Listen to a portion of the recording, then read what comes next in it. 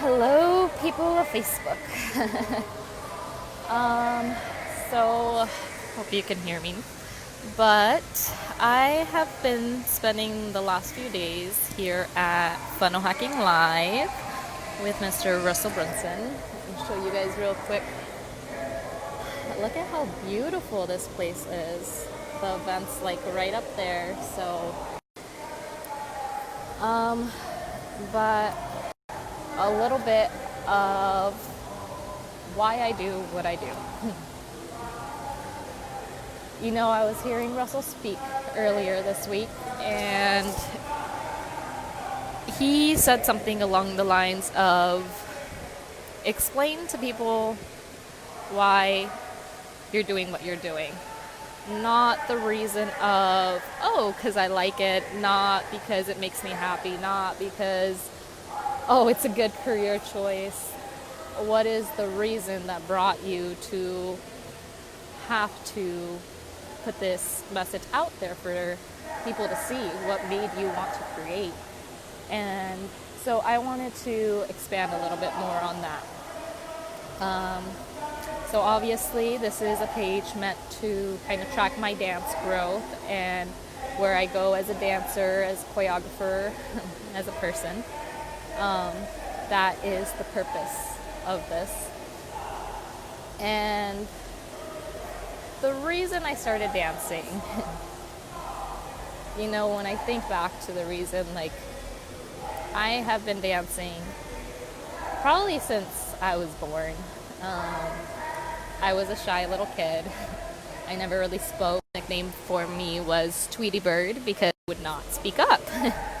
And it was kind of funny to see because as soon as music started playing, like, I was a little happy feet who couldn't stop moving, and I would be so outgoing, and it was so interesting, I think, to my parents to see that this person who was just so quiet would just burst out into this big diva anytime there was music playing. And growing up, this is kind of how it was. You know, I started dancing at 8 years old, got into a little bit of hip hop and ballet, and that's kind of how it was. Like, when I was on stage, I was a diva. When I was off the stage, like, I was just this shy little girl in a shell. And one day I heard Beyonce speak. She had an interview and she was explaining Sasha Fierce, what that meant to her, like her album, who that person was, what that persona was, and what it meant. And she broke it down to kind of sounded very similar to my story of not having the courage in her own shoes to go on stage and do these amazing things and be this badass person. So essentially she had to create a different persona that was outside of herself, and when she performed, like, she stepped into this Sasha Fierce persona and then she killed shit, like, and that is who we saw perform. And she said, I did this over and over and over again until I got comfortable in my own shoes and I didn't need her anymore. Essentially, I became Sasha Fierce and I was a badass woman who became the Beyonce we all know. And when I heard this interview, like, it hit me, like, I don't need to just be a diva on stage. Like, I can be a diva in all of my life, and I could be confident in all of my life, and I could speak out for myself, and I don't need just this thing that happens on stage. Like, I could apply that to everything.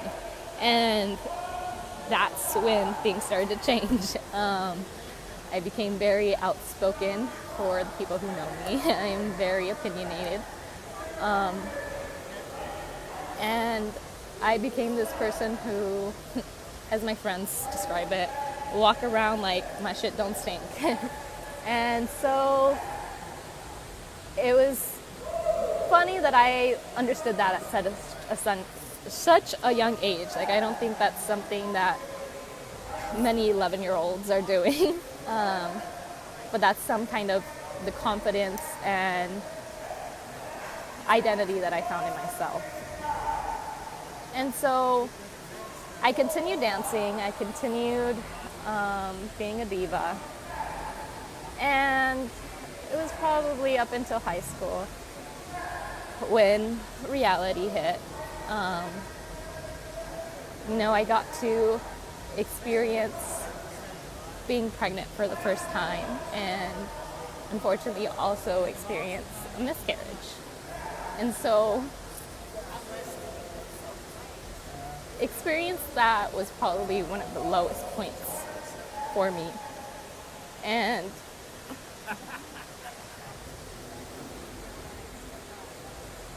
I had to learn how to be confident again after this point. Like, having my miscarriage had me realize, like,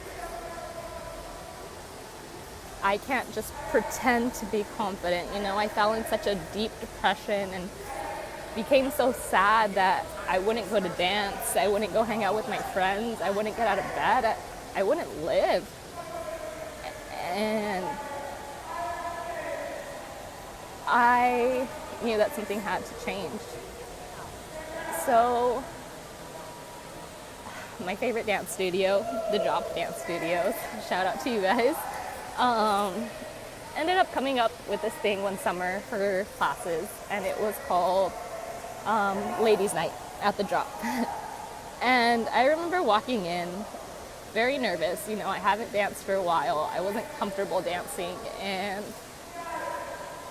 I walked in and was greeted with all these lovely women. I think my first class was taught by Stucky and then by Mo.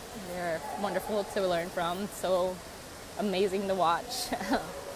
And I remember walking in and just like not feeling like myself and feeling so low and like not wanting to pick my head up and not feeling confident in myself. And as soon as that music came on, I was like a switch,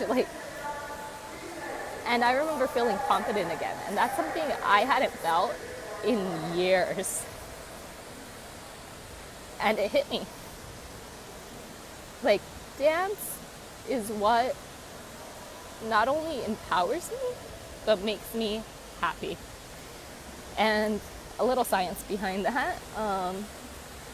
When I took that dance class, I was like, why do I feel so good? Like, it was just a dance class. I just danced for an hour. Like, why do I feel so happy about life? So, of course, there's always a little bit of science to that. After doing some research, I realized that when you move around, you release some endorphins in your brain that essentially give you the chemicals to be happy. So when I learned this, I started implementing some different things in my life.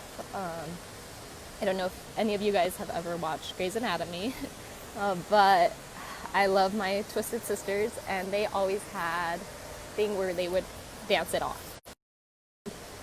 That's something that after that dance class I started implementing a lot in my life, of just realizing that sometimes you need to dance it off.